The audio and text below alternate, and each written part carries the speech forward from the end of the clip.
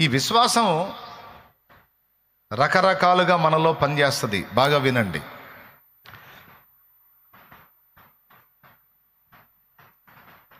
ఇక్కడ ఏం చెప్పాడంటే, విశ్వాసం అనేది నిరీక్షింపబడు వాటి యొక్క నిజస్వరూపమును అదృశ్యమైనవి ఉన్నవి అనుటకు రుజువునై ఉన్నది అన్నాడు. మనం వేటి కోసం నిరీక్షిస్తున్నామో వాటి నిజస్వరూపమే విశ్వాసము. అదృశ్యమైనవి మన కంటికి కనబడకపోయినా అవి ఉన్నవి అనుటకు రుజువు విశ్వాసము. అంటే ఇక్కడ విశ్వాసము జ్ఞానేంద్రియంగా, కర్మేంద్రియంగా మనలో పనిచేస్తుంది. ఉదాహరణకి చాలా సంగతులు భక్తులు ఎలా పొందుకున్నారో చెప్తా, బాగా వినండి. చాలా సంగతులు భక్తులు ఎలా పొందుకున్నారో చెప్తా. కనాను దేశానికి అబ్రహాం వచ్చినప్పుడు, వినండి, కనాను దేశానికి అబ్రహాం వచ్చినప్పుడు అబ్రహాముతో పాటు లోతు అనేవాడు కూడా ఉన్నాడు, వాళ్ళ సహోదరుడి కొడుకు.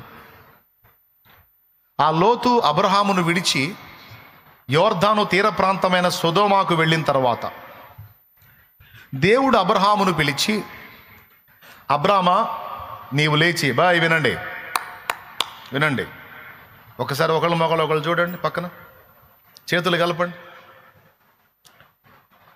చేతులు కలపండి.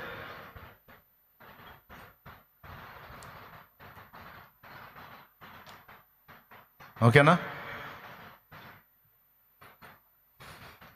కలిపారా? పలకరించారా? రైట్. అబ్రహాంతో అంటున్నాడు, అప్పుడు ఆ దేశమంతటా కనానీయులు ఉన్నారు. అబ్రహాము ఊరు అనే ప్రాంతము నుండి వలస వెళ్ళాడు అక్కడికి. ఇప్పుడు మన ఊరు చిలకలూరుపేట అనుకోండి, మనం హైదరాబాదు వలస వెళ్ళినట్టు. అర్థమైందా? మెసొపొతేమియా దగ్గర నుంచి హారానుకి, హారాన్ దగ్గర నుంచి కనానుకు వచ్చాడు. ఈ కనానుకు వలస వచ్చాడు, తనది కాదు, పొరుగు దేశం. ఆడికి వచ్చాడు. ఎందుకు వచ్చాడంటే దేవుడు చెప్పాడు, ఆయన వచ్చాడు. ఏమని వాగ్దానం చేశాడంటే, నీవు లేచి, ఒక్కసారి చూస్తారా, ఆదికాండం 13వ అధ్యాయం 14వ వచనం. ఒక్కసారి బైబిల్ ఉన్న వాళ్ళందరూ తీసి దేవుడు అబ్రాహాంకి ఏం చెప్పాడో చూడండి. ఆదికాండం 13వ అధ్యాయం 14వ వచనం. లోతు అబ్రామును విడిచిపోయిన తరువాత యెహోవా, ఇదిగో నీ కన్నులెత్తి నీవు ఉన్న చోటు నుండి ఉత్తరపు తట్టు, దక్షిణపు తట్టు, తూర్పు తట్టు, పడమర తట్టును చూడు. జస్ట్ ఎందుకనగా నీవు చూచుచున్న ఈ దేశమంతటిని నీకును నీ సంతానమునకును సదాకాలము ఇచ్చెదను, మరియు నీ సంతానమును భూమి మీద నుండి రేణువుల వలె విస్తరింపజేసేదను. ఎట్లనగా ఒకడు భూమి మీద నుండి రేణువులను లెక్కింపగలిగిన ఎడల నీ సంతానమును కూడా లెక్కింపవచ్చును. నీవు లేచి ఈ దేశము యొక్క పొడుగును వెడల్పును దానిలో సంచరించుము. ఇదబ్బాయి ఫస్ట్ ఏమన్నాడు? నువ్వు చూడు అన్నాడు. ఫస్ట్ ఏమన్నాడు? చూడు. తర్వాత ఏమన్నాడు? దాని పొడుగున వెడల్పున దానిలో సంచరించు. చదువు. అది నీకు ఇచ్చేదని అబ్రహాముతో చెప్పాను. అదిగో, అది నీకు ఇచ్చేదనని అబ్రాహాంతో చెప్పాడు. అప్పుడు అబ్రాహాం తన గుడారము తీసి హెబ్రోన్లోని మమ్రే దగ్గర ఉన్న సింధూర వృక్షం వనమున దిగి అక్కడ యెహోవాకు బలిపీఠం కట్టాడు. ఇక మొదలు పెట్టాడు, తిరగమన్నాడుగా, తిరగటం మొదలు పెట్టాడు. బాగా వినాలి. ఏమండి, ఇది ఎలా ఉందో తెలుసా? ఆల్రెడీ ఒక పెద్ద బిల్డింగ్లో ఒక నివాసం ఉంటుంటే నిన్ను పోయి ఆ ఇంటి చుట్టూ తిరగమన్నట్టు. ఆ ఇల్లు నీది కాదు, నీకు రాయబడలా. లేకపోతే ఆల్రెడీ వేరే వాడు సేద్యం చేసుకున్న పొలం, నువ్వు వెళ్ళి దానిలో తిరగమన్నట్టు. దాన్ని చూడు, దానిలో తిరుగు. ఆ పొలం ఇతనిది కాదు, ఇతను సేద్యం చేయటం లేదు, అది వేరే వాడి పేరు మీద ఉంది, అది వేరే వాడిది. కానీ దేవుడు ఏమంటున్నాడో తెలుసా? అది నీకు ఇచ్చాను అన్నాడు. ఏమన్నాడు? ఇచ్చానన్నాడు. ఇచ్చానంటే అయిపోయిందా? ఆయన సొంతం అయిందా? కానీ అబ్రహాం చూసావా? అబ్రహాము దేవుని నమ్మెను.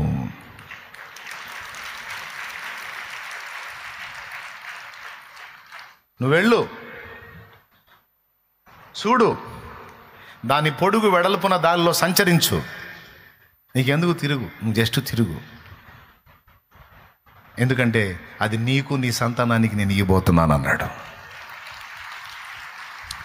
మరి ఆల్రెడీ వేరే వాళ్ళు ఉన్నారు కదేవా, ఆ సరుకంతా ఖాళీ అయిపోయిద్ది, మొత్తం మారిపోయిద్ది, అది నీ వశం అయ్యిద్ది, నేను చేస్తాను కదా, నీకెందుకు, నువ్వు తిరగవయా అన్నాడు. నువ్వు తిరుగుతావా? నువ్వు తిరుగుతావా? ఏంది తిరిగేది? అదే దేవుడు మనకి ఇస్తే తిరుగుతాం, రాపిస్తే మన పేరున ఖండన చేపిస్తే అప్పుడు తిరుగుతాం. మనకు రాయకుండా, మన పేరున ఖండన కాకుండా, మనకు రిజిస్ట్రేషన్ జరగకుండా మనం ఏడ తిరుగుతామండి. కానీ అబ్రహాము గొప్పతనం ఏంటో తెలుసా? విశ్వాసం అనే జ్ఞానేంద్రియములు కర్మేంద్రియములు కలిగిన వాడు అబ్రాము. అది ఆయన గొప్పతనం. దేవుడు ఆ భూమినే కాదు, సంతానాన్ని కూడా ఇస్తానన్నాడు. 12వ అధ్యాయంలో సంతానం లేదు, 13వ అధ్యాయంలో ఎంతలా వాగ్దానం ఇచ్చాడో చూడు. నీకును నీ సంతతికిని ఈ భూమిని నిత్యముగా ఇచ్చేస్తాను, నీ సంతానాన్ని విస్తరింపజేస్తాను, భూమి మీద ఉన్న రేణువులను ఒకడు లెక్కింపగలిగిన ఎడల నీ సంతతిని కూడా లెక్కించవచ్చును అనే ఎంత బలమైన వాగ్దానం ఇచ్చాడో చూడండి. ఎంత వయసోడికి ఇచ్చాడు? 75 ఏళ్ల వయసోడికి ఇచ్చాడు. ఇప్పుడు 75 ఏళ్ల వయసోడు అంటే తాతయ్య, తాతయ్య. వాళ్ళ ఆవిడ 65 ఏళ్ళు, బామ్మగారు. స్తోత్రం. 65 ఏళ్ల బామ్మగారికి ఆకాశ నక్షత్రాలంత విస్తారమైన, భూమి మీద రేణువులంత విస్తారమైన సంతానాన్ని ఇస్తానని మాట్లాడాడండి. దానిని వారు విశ్వసించారు. ఇది ఎలా జరిగిద్ది, ఇది అసంభవం, ఇది సాధ్యం కాదు అని వాళ్ళు సందేహింపక, వాగ్దానం చేసిన వాడు నెరవేర్చుటకు సమర్థుడని నమ్మి విశ్వాసమును బట్టి బలము పొందెను అన్నాడు రోమాలో. చూస్తారా? చూడు, ఇది కావాలా మనకి.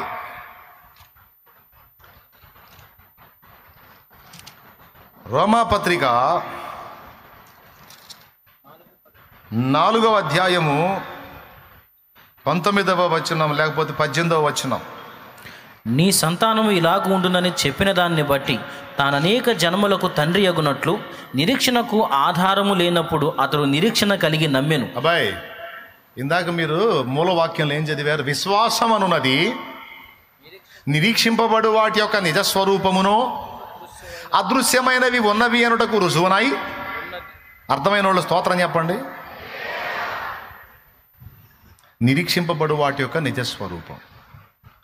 ఇక్కడేమన్నాడు? నిరీక్షణకు ఆధారము లేనప్పుడు నమ్మాడంట. నిరీక్షణకు అసలు ఆధారం లేదు, అది విశ్వాసం. ఇప్పుడు మనకి కొన్ని అసంభవమైన పనులు ఉన్నాయి. క్యాన్సర్ జబ్బు వచ్చింది, అది 4th స్టేజ్ అన్నారు డాక్టర్లు. ఈజీగా అర్థమయ్యేటట్టు చెప్తున్నా. క్యాన్సర్ వచ్చింది, అది 4th స్టేజ్. 1st స్టేజ్ అయితే నిరీక్షణకు ఆధారం ఉంటుంది, 2nd స్టేజ్ అయితే ఆధారం, 3rd స్టేజ్ అయితే కొంచెం ఛాన్స్, 4th స్టేజ్ అంటే దాదాపు ఫైనల్. డాక్టర్లు చేతులు ఎత్తేస్తారు, 4th స్టేజ్ అంటే ఇక లేదండి ఛాన్స్ అని. 1st స్టేజ్ అంటే నిరీక్షణకు ఆధారం ఉంటుంది, 2nd స్టేజ్ అంటే ఆఫ్, 3rd స్టేజ్ అంటే 75% ఉంటుంది, ఒక 25%, 4th అంటే దాదాపు అవుట్ అని. 4th స్టేజ్లో ఎవరైనా, ఇది 4th కాదు 5th స్టేజ్ అయినా సరే, దేవుడు నన్ను బాగు చేయగలడు అని ఎవరు విశ్వసించగలుగుతారో అది విశ్వాసము.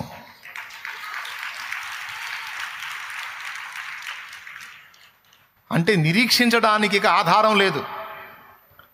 మందు లేదు, మాకు లేదు, మందు వేసినా పని చేసేదన్న గ్యారంటీ లేదు. అయినా సరే మందు పని చేసినా పని చేయకపోయినా, మందు యూజ్ అయినా యూజ్ కాకపోయినా, నా దేవుడు నాకు ఇచ్చిన మాట చొప్పున ఆయన నన్ను స్వస్థపరచగలడు, నా జీవితాన్ని బాగు చేయగలడు, నా దేహాన్ని స్వస్థపరచగలడు అని ఒకడు విశ్వసించగలిగితే అది విశ్వాసం.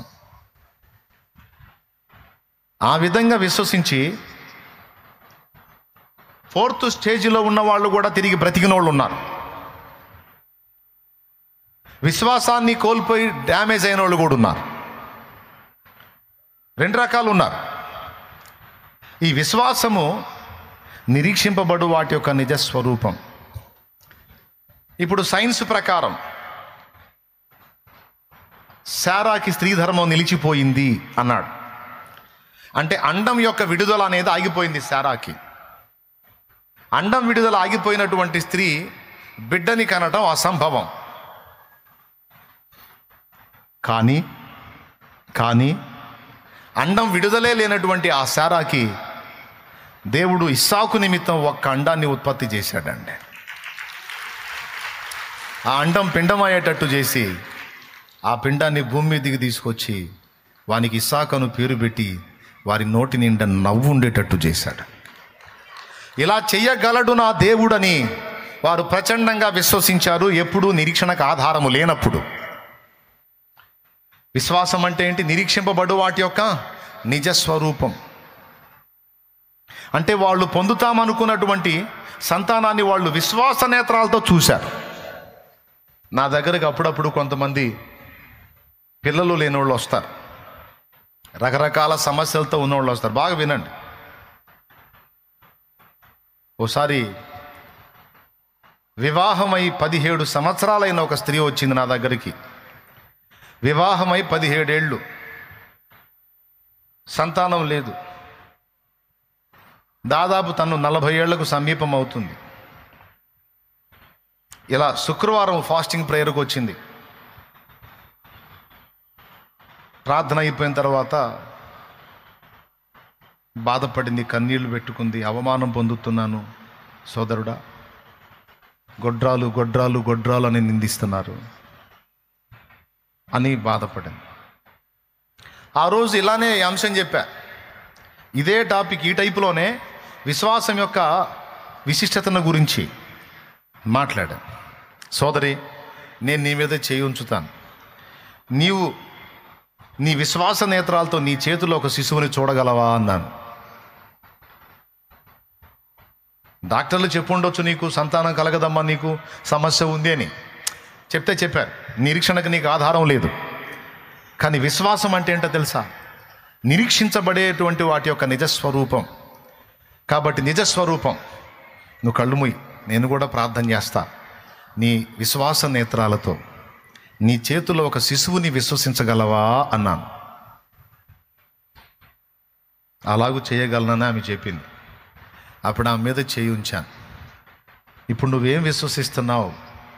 దేవుడు నాకు సంతానం ఇస్తాడని విశ్వసిస్తున్నావా, నాకు అనుగ్రహించాడని విశ్వసిస్తున్నావా అని అడిగాను. దేవుడు నాకు అనుగ్రహించాడు, నా చేతిలో దేవుడిచ్చిన శిశువుని నేను చూచుచున్నాను అందాను.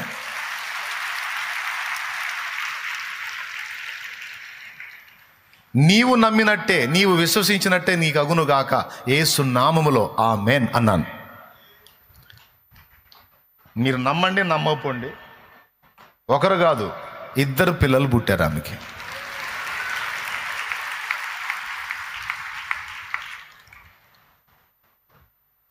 ఒక ఆడపిల్ల, ఒక మగ పిల్లవాడు, 2 పుట్టారు.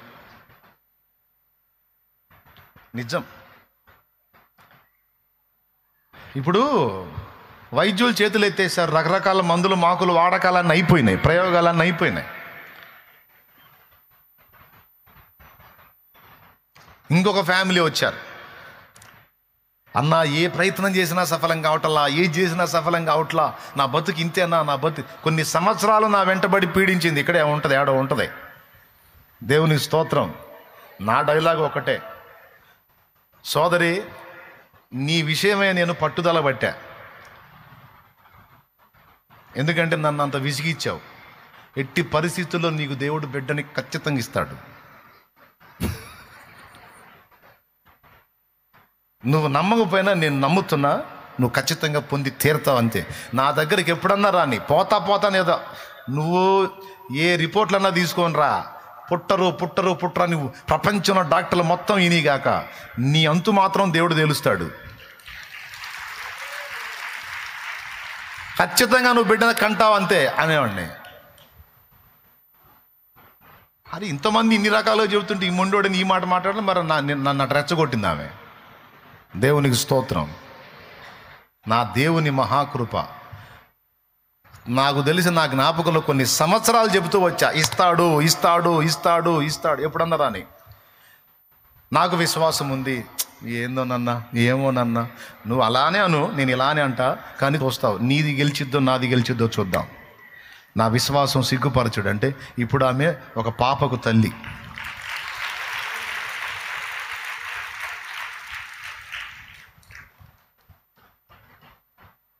ఎవరన్నా రాని నా దగ్గరికి, మన డైలాగ్ ఒకటే, నువ్వు జీవం గల దేవుడిని నమ్మావా? నమ్మా.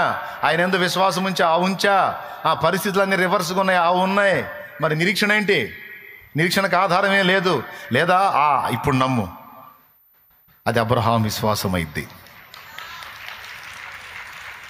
బయటపడే ఛాన్స్ లేదా? లేదు. ఎటుపక్క నుంచి సాయం లేదా? లేదు. అయినా సరే నేను గట్టెక్కుదును, నన్ను గట్టెక్కించగలడు నా దేవుడు, అందుకు ఆయన సమర్థుడని విశ్వసించు. చూడు, మన డైలాగ్ అదే. ఎప్పుడు వచ్చిన ఎంతమంది జీవితాల్లో కార్యాలు.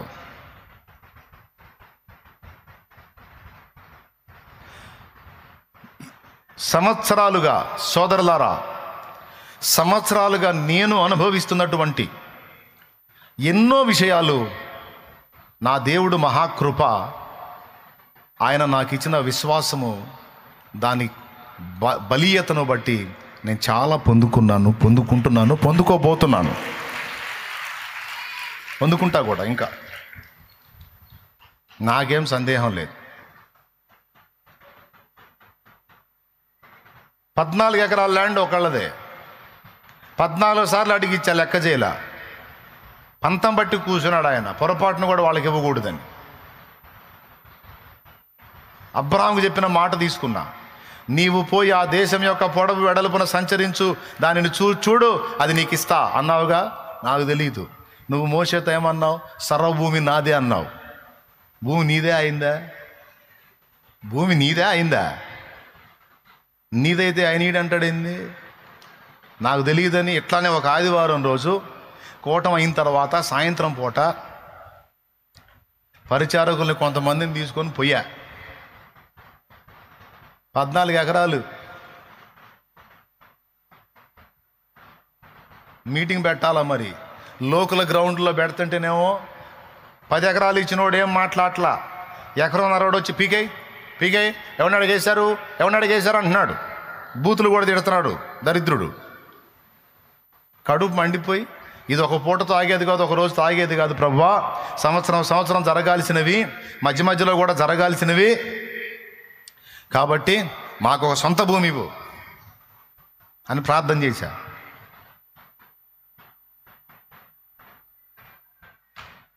ఏమండి, డబ్బులు ఉంటే సరిపోతుందా? మీరు ఇస్తారు తీసుకొచ్చి, అమ్మేవాడు అమ్మొద్దు. ఇప్పుడు ఆ పొలం ఉంది, ఆ అమ్మొద్దు, అమ్మాలా లేదా? మీరందరూ తలా రూపాయి తీసుకొచ్చి ఇస్తారు, లాభం లేదు. మనందరం తల చేయాలో సూప్ చూడాలంటే తెస్తారు, కానీ ఆమె ఇవ్వద్దు. నేనేం చేశాను తెలుసా? ఆ 14 ఎకరాల మధ్యలో ఉన్న ఒక చట్టు బండ ఒకటి ఉంది, అక్కడ పరిశుద్ధుల చేత ప్రార్థన చేయించా. ఇది మాకు ఇచ్చినందుకు స్తోత్రం చెప్పించా. అంతేకాదు నూనె కూడా పోసి ప్రతిష్ట చేశా. ఎవరిది అది? మందా వాళ్ళదా?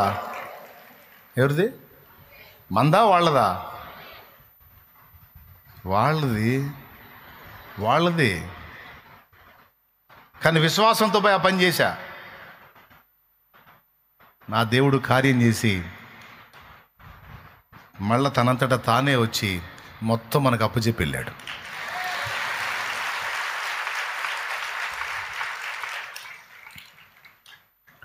ఇప్పుడు దీని అంతటిని బట్టి ఏం చెబుతున్నాను నేను మీకు? విశ్వాసం. విశ్వాసం ఎవరి మీద ఉంచుతున్నాం మనం? దేవుని మీద ఉంచుతున్నాం. ఆ దేవుడు ఎక్కడున్నాడు? ఆకాశమందు ఉన్నాడు. ఆకాశమందు కింద కూర్చున్నాడా, సింహాసనం మీద ఉన్నాడా? రైట్. ఆకాశమందు ఉన్నాడంటే అన్నిటికీ అందరికీ పైన ఉన్నాడు. అక్కడ కూడా కింద కూర్చున్నాడా, సింహాసనంలో కూర్చున్నాడా? సింహాసనంలో కూర్చున్నాడంటే సమస్తమునకు రాజై ఉన్నాడు.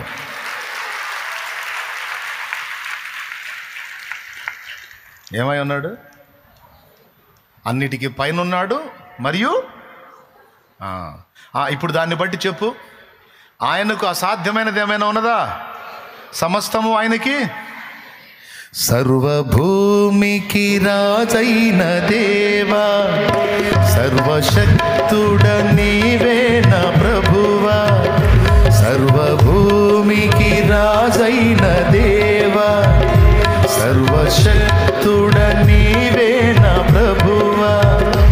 రమ్యముగా కీర్తనలే నే పాడేదా, రమ్యముగా కీర్తనలే నీ పాడేదా. సర్వభూమికి రాజైన దేవా. దేవునికి మహిమ. ఇప్పుడు నీ విశ్వాసం ఎవరిని ఆధారం చేసుకుంది? సింహాసనాసీనుడై ఆకాశమందున్న మన దేవుని ఆధారం చేసుకుని ఉంది. ఇక సమస్త భూప్రపంచము, సమస్త ప్రపంచాలు ఎవరి కాళ్ళ కింద ఉన్నాయి? మీకు దండం పెడతా, నాకు నీరసం అవుతుంది, కొద్దిగా పెద్దగా చెప్పండి. ఏందండి? ఎవరి కాళ్ళ కింద? మరి ఆయన తిప్పలేడు.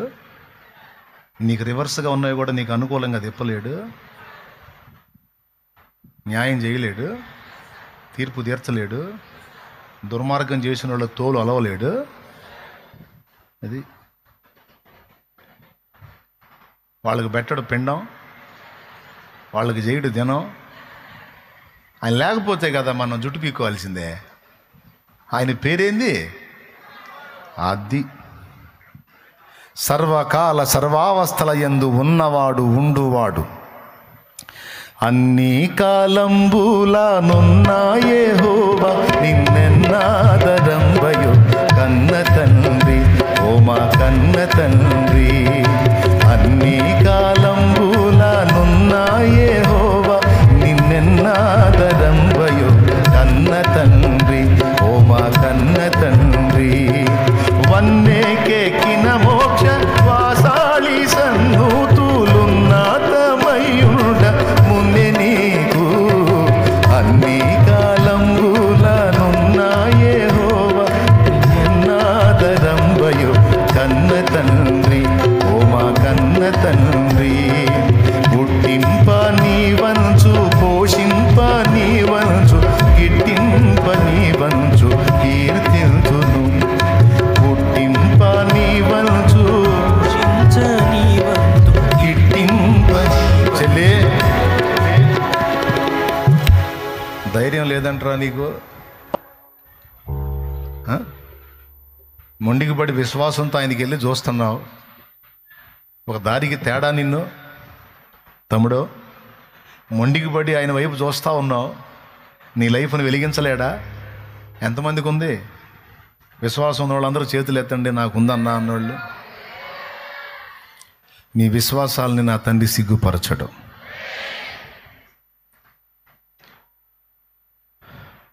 ఆయన నమ్మదగినవాడు.